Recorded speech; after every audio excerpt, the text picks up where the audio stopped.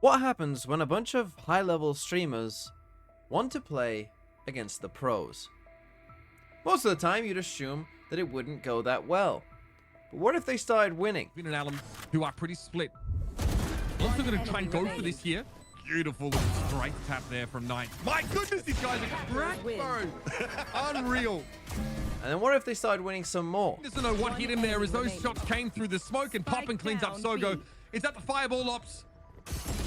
One player against the world, it seems, and this time the series is far. And what if they started winning so much that they became the Challengers Split 3 champions? Norway is so stellar, could have the edge, and he doesn't get the annihilation out. It's 2v1. Jakey to save YFP. Lies all on this. Hunter's Fury to strike down the final one. Rankers are your Challengers Split 3 champions. Well, that is the story of this team, Rankers, who, if you are familiar with some of their Twitch streams, you might recognize some of these names from streaming. And the first thing that I want to dispel about this team is that they're playing a bunch of farmers. Because the thing is, if you're familiar with Tier 2 NA or even Tier 1, you'll recognize some of these players that they were playing against in the grand final to qualify. You might recognize some of these names from being on Tier 1 teams, and if you've been following Tier 2, you might recognize some of their other names as well. So they were not playing against farmers, and yet they were still winning. So how on earth are they pulling this off? Well, really, it comes down to two main things, in my opinion. One is simplicity, and the other is comfort. And with that second point, we can see it in their team comps, because if you take a look at their team comps, it looks like ranked comps here, actually quite a lot. They play Clove on like every map, and they keep Extra on Yoru like every map, and they play Cypher like every map. And then they basically just, slightly flex their duelist depending on the map, and they slightly flex, a pop in here between the Sova, the Sky, maybe a Viper on split. That's all they do, and they just play this pretty much all the time. And it's not just that they're comfortable with their comps, they're also comfortable with their overall macro style as well, because it is relatively simple, right? We're not FNS, insert here, do a double fake, and then, oh, got him, free sight.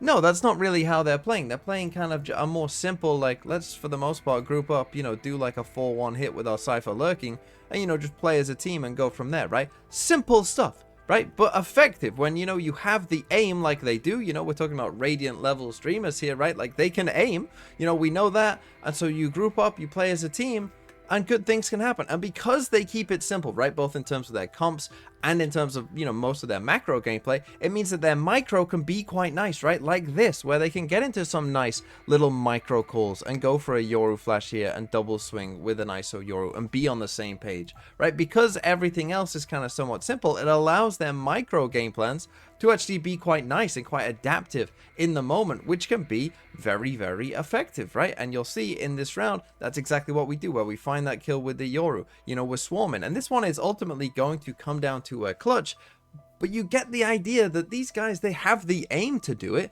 And so by keeping the things, maybe they're not as strong as a bunch of ranked streamers, kind of simple, well, that means that the rest of the gameplay can be quite good. Move. Stellar just waits at the backside for the inevitable, and it's a 3K. He stayed at the same spot and just waited to get vision.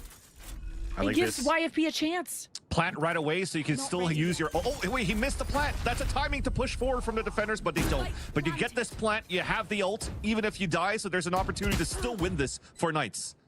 Even with the ult, YFP, Knights doesn't know if they made it into the site.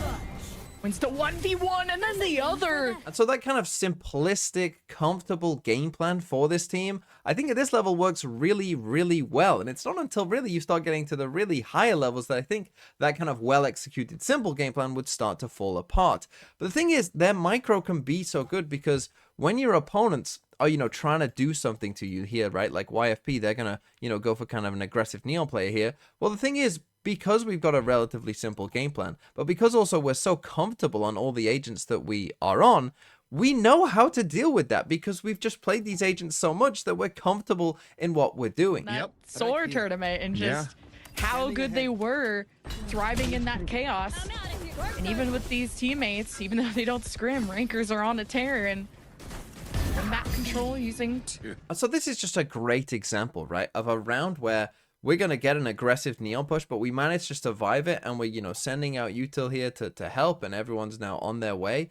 and we know to deal with this as a team, and we know how to survive this as a team, because we all individually know how to survive it as our agents, right? And we're comfortable with that. They then group up again, and we're just going to rely on our better aim, right? We're going to lean into the thing that we know we've got at this level, which is our aim, right? And that gets us the first kill. And then again, it is relatively simple here, where they just go, okay, well, let's just group up and come towards A, and again have our Cypher lurk, right? We're just going to 4-1 contact up again.